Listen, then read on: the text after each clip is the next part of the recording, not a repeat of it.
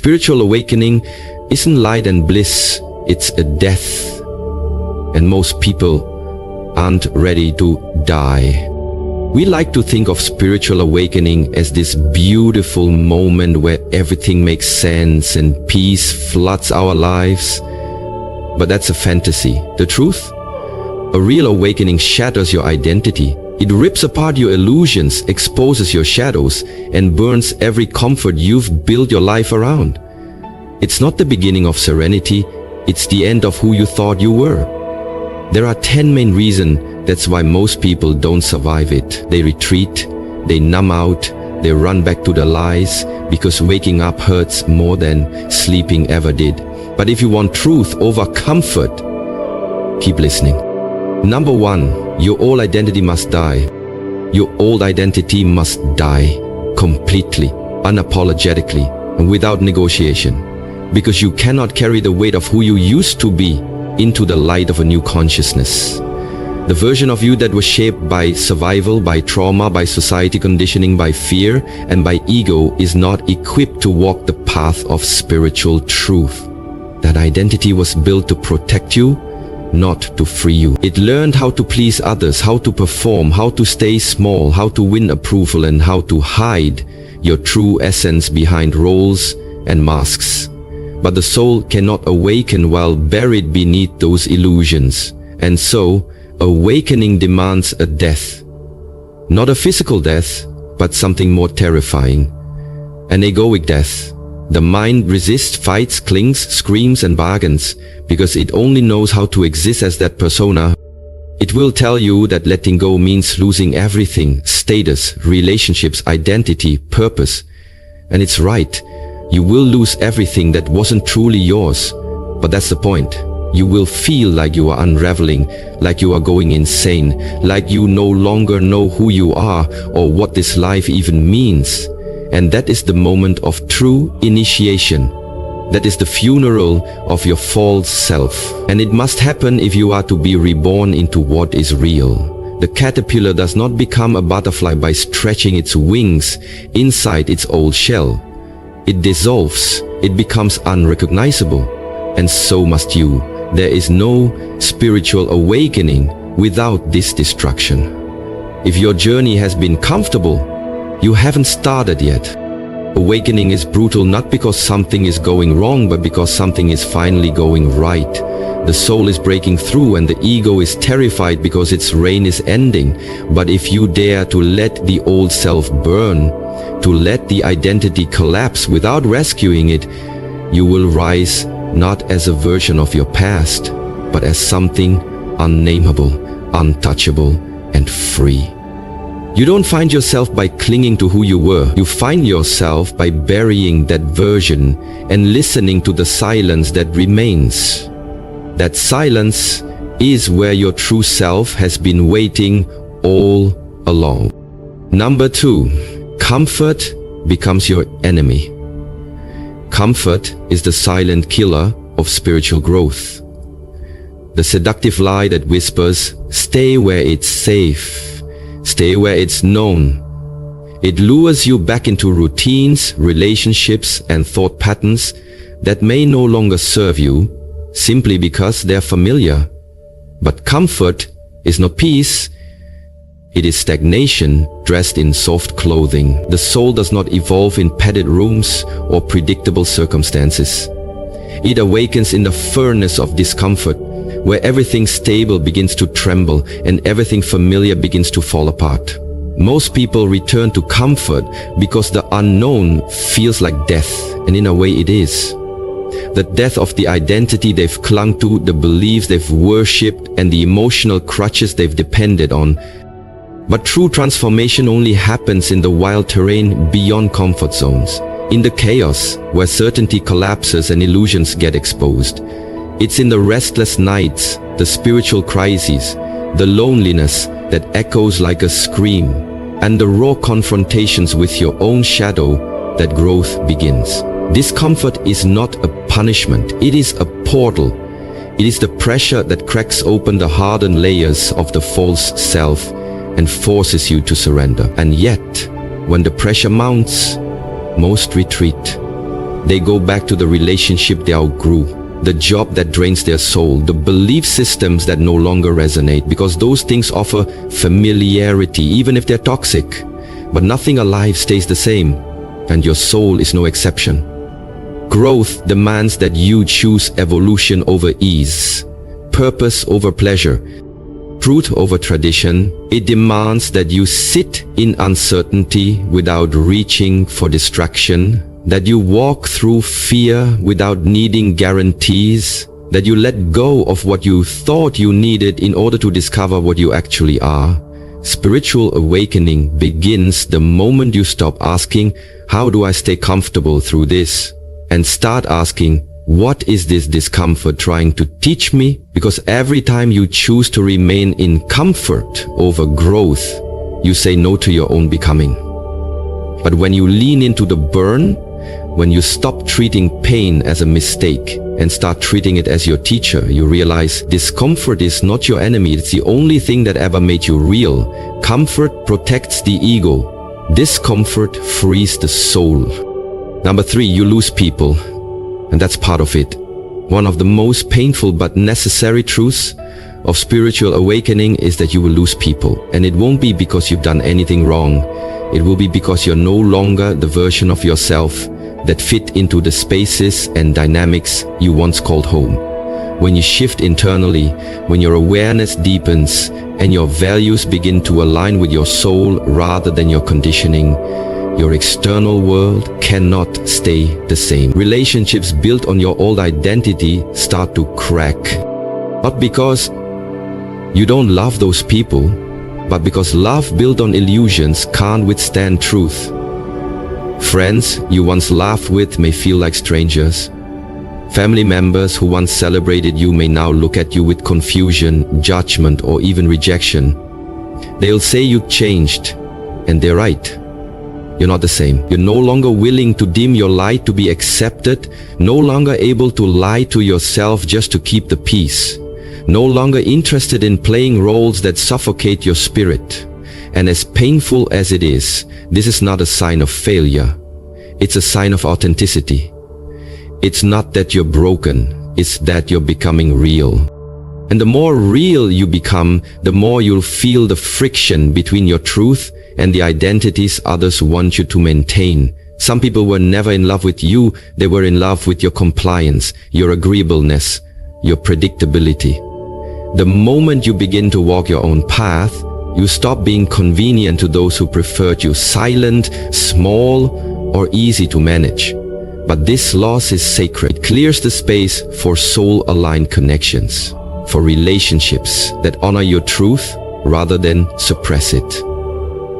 It teaches you how to stand alone, how to trust your own inner compass even when no one else sees what you see. And it reminds you that awakening is not about gathering approval, it's about shedding everything that isn't real, including relationships that cannot grow with you. You will mourn, you will question yourself. But in time you will see that losing people was not a tragedy, it was a clearing. You weren't abandoned, you were unhooked, you were redirected. The price of awakening is high, but the cost of staying asleep is your soul. Let them go. The real ones will find you in the light. Number 4, there is no map. One of the most disorienting truths about spiritual awakening is that there is no map, no step-by-step guide, no universal timeline, no guaranteed destination. And that reality terrifies the mind, which is addicted to control, predictability, and structure. The mind craves certainty. It wants a checklist, a roadmap, a teacher who can say, "Do this," and you'll arrive. But awakening doesn't work like that. It is not a neat journey. It is messy, non-linear, and deeply personal. What liberates one person may feel meaningless to another. What feels like progress one day may feel like regression the next. There are moments of clarity followed by complete confusion, joy followed by unbearable grief, stillness followed by inner storms, and all of it is part of the process. The mind wants to label these fluctuations as success or failure, forward or backward, but the soul knows better. The path is not a straight line, it's a spiral. and it often takes you deeper before it lifts you higher. You may revisit the same emotional wounds again and again, not because you're stuck, but because each time you're peeling back another layer, facing the pain with more presence, more awareness, more courage. And this lack of structure, this unfolding without instructions, breaks down the mental frameworks you've used to navigate life. It forces you to let go of the illusion that someone else has the answers, that there is a perfect formula, that you can master awakening like a school subject. You can't. This is not a destination you reach by effort alone. It's a surrender into what you already are, beneath the noise of conditioning. That's why the mind panics. It cannot control what is not linear. But that's also why the soul expands. Because freedom was never meant to be found inside the walls of predictability. The absence of a map isn't a flaw in the journey. It's the very thing that makes the journey sacred. It requires trust in the unknown, faith in the unfolding, and a willingness to walk blind while feeling everything fully. You are not here to follow someone else's path. You are here to walk your own, even if no one understands it, even if you don't understand it. Because awakening is not about reaching a fixed endpoint. It's about becoming radically honest, deeply present, and fully alive in a process that can't be controlled, only surrendered to. Number 5, your mind will turn against you. During a spiritual awakening, one of the most jarring and often terrifying experiences is realizing that your own mind, the very thing you've relied on to navigate life, can and will turn against you. As soon as you begin to peel back the layers of your conditioned self and step toward truth, the inner voices that once whispered beneath the surface rise up in full force. Doubt screams that you're delusional. Fear insists that you're unsafe without the structures you're shedding. Shame creeps in and tells you that you're not worthy of this transformation, that you're broken, that you'll be abandoned. These voices are not new. They've always been there, but awakening removes the distractions that kept them hidden. And that's what makes it feel unbearable. You're no longer numbing, avoiding, or unconsciously agreeing with them. Instead, you're sitting in raw, unfiltered silence where they echo the loudest. The mind, especially when faced with the collapse of its old identity, reacts like a cornered animal. It will do everything it can to maintain control. It will fabricate chaos, invent imaginary futures, drag up past traumas, and loop you in obsessive thought patterns just to pull you back into the comfort of unconsciousness. But here's the paradox: this chaos is not a sign of failure. It's a sign of progress. These voices are rising because you've disturbed them. They don't want to be seen, because to be seen is to be exposed, and to be exposed is to be transformed. Awakening brings light to the parts of yourself you've disowned. The inner critic, the wounded child, the anxious mind, the part of you that believes love must be earned through suffering. And when you bring awareness to these parts instead of running from them, you reclaim power over your own inner landscape. But make no mistake, this confrontation is brutal. It's not romantic or easy or linear. There will be nights where you question your sanity, where it feels like your mind is eating itself alive, and the temptation to shut it all down will be immense. But if you can sit in that fire, if you can listen without believing, observe without attaching, and feel without fleeing, then something miraculous happens. The mind begins to quiet, not because it has been conquered, but because it has been seen with compassion. And that's where the shift begins, not by silencing the mind, but by no longer being ruled by it. Number 6, solitude is a requirement, not a side effect. Solitude is not some unfortunate byproduct of spiritual awakening. It is the requirement, the crucible, the sacred space where the real work begins. You won't awaken in a crowd, because awakening demands a level of intimacy with yourself that cannot happen when you are surrounded by noise, distraction, or the expectations of others. In solitude, all the masks fall away. There is no one left to impress, no one to validate you, no one to rescue you from your own reflection. And while that level of stillness can feel unbearable at first, it is in those quiet, stripped down moments when no one is watching, when no one is affirming your worth, that you finally come face to face with the truth of who you are. Not who you pretended to be, not who the world told you to become, but the raw, unfiltered being underneath all the stories. And yes, it can be lonely, deeply, achingly lonely. Because when you start to detach from the external world, you realize just how much of your identity was built through relationships, roles, social feedback and noise. But in that void, something extraordinary happens. Your soul starts to speak. In the silence, you hear the subtle callings of your truth. The buried pain you've avoided, the longings you silenced to fit in. Solitude becomes a mirror that doesn't lie. It reflects your shadows and your light. It shows you where you're still performing and where you're finally beginning to live honestly. And that's where transformation happens. Not on a stage, not in group consensus, not in the echo chamber of opinions, but alone, in stillness, in the depth of your own presence. The reason most people fear solitude is because they've confused aloneness with abandonment. But the deeper you go, the more you realize that solitude isn't empty. It's full of clarity, full of presence, full of wisdom.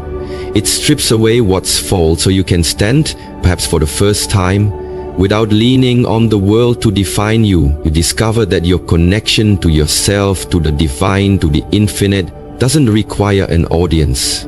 It requires a willingness to be with what is. And in that sacred silence, where you are no longer performing, but simply being, awakening doesn't just begin, it becomes inevitable.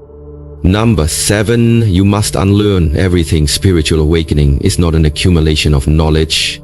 It's a dismantling, a shedding, a radical unlearning of everything you thought you knew. We've been conditioned to believe that the path to truth lies in adding more wisdom, more practices, more books, more spiritual jargon. But real awakening isn't about stacking truths on top of all lies. It's about stripping everything away until only what's real remains. It's about unlearning the beliefs you inherited from your parents, your culture, your religion, your trauma, the stories that told you who you were supposed to be, what life is supposed to look like, and what's worthy of love. Awakening demands that you question everything, even the things that once gave you comfort and identity. It asks you to let go of labels, doctrines, achievements, and social roles, not because they're inherently wrong, but because you've confused them with you. And so the process feels like destruction. It is the dismantling of the mental scaffolding you built your life upon. The ego will panic because it equates unlearning with loss. But what you're losing are illusions. You were not born broken or incomplete. You were born whole. But from the moment you entered the world, you were taught otherwise. Taught to seek approval, to fear failure, to chase happiness outside of yourself, to see separation where there is unity. Awakening is the slow, often painful peeling away of all those lies. It's realizing that many of your thoughts aren't even yours. They're echoes of systems, survival mechanisms, and outdated beliefs passed down like heirlooms. And this process is not glamorous. There's no applause, no external validation, just a deep unraveling that often leaves you feeling like you know less now than you ever did before. But that emptiness, that not knowing, is the beginning of truth. Because when you let go of what you were taught to believe, you create space for what your soul has always known. You don't awaken by becoming more. You awaken by becoming less of who you were told to be and more of who you already are. The truth doesn't need to be learned, it needs to be revealed.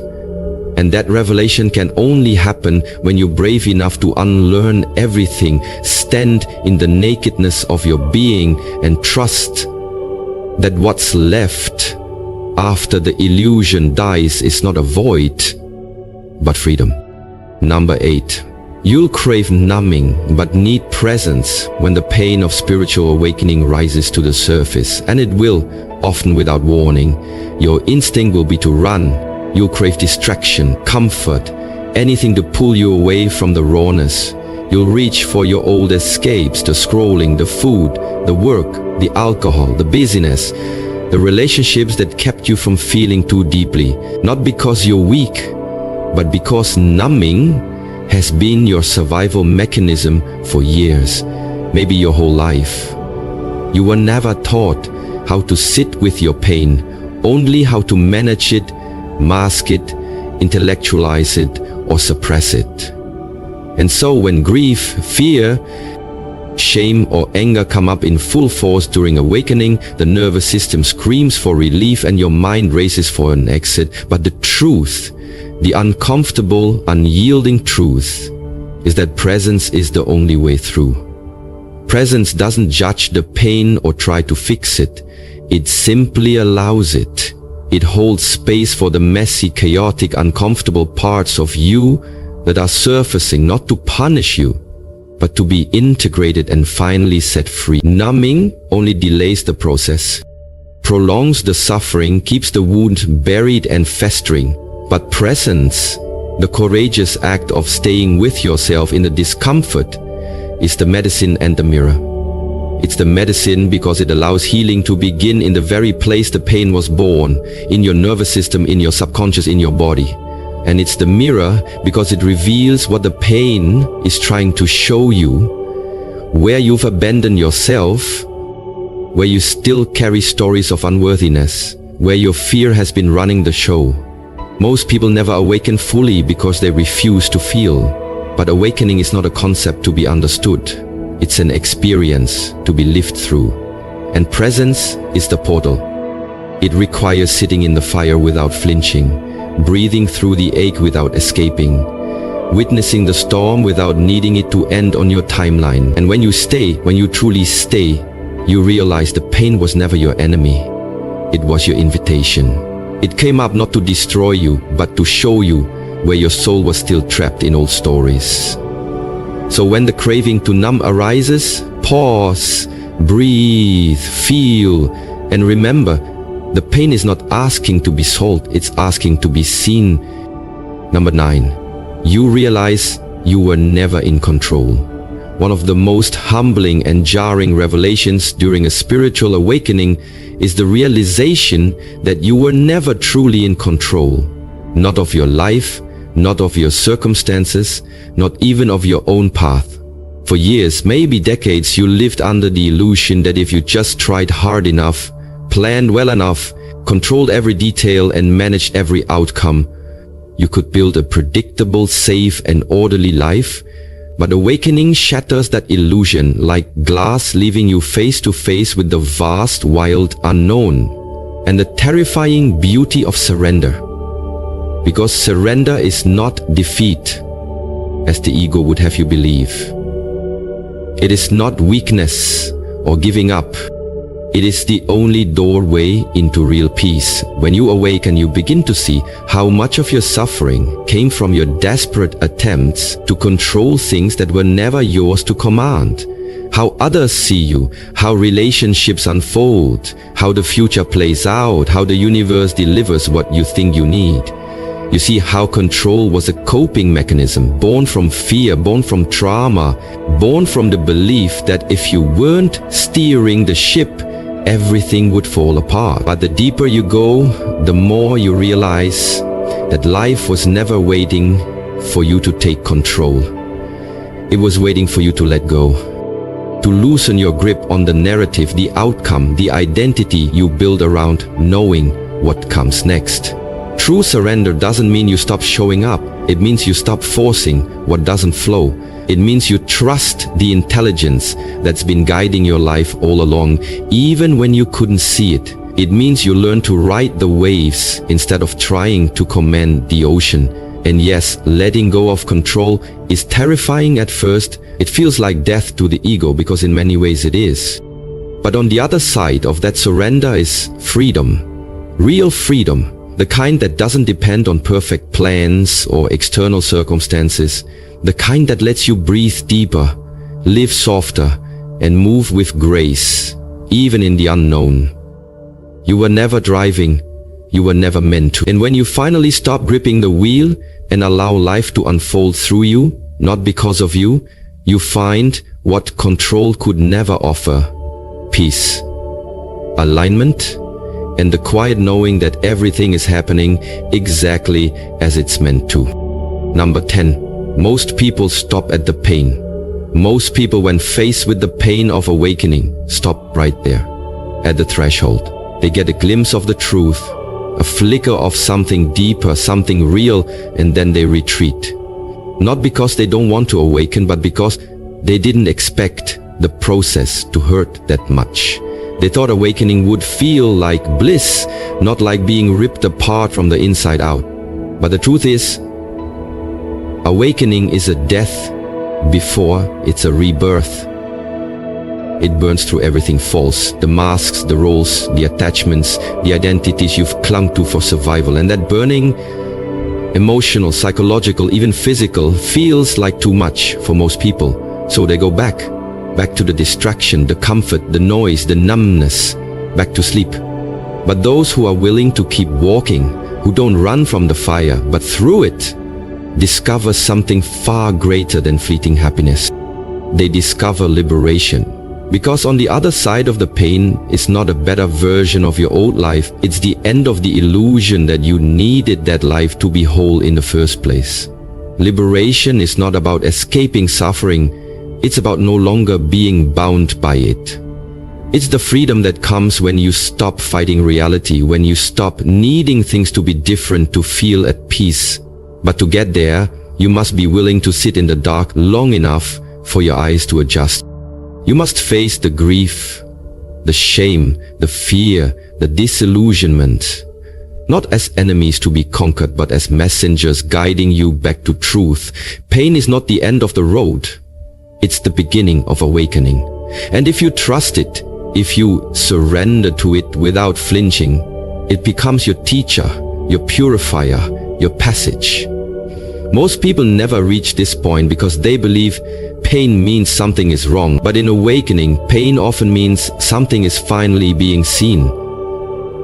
And to see clearly, to see without the distortions of ego and fear, is the most liberating experience a human being can have. So yes, the fire is real. It will consume everything that isn't you. But let it. Because what remains once the smoke clears is not just truth, is the unshakable peace of finally coming home to yourself.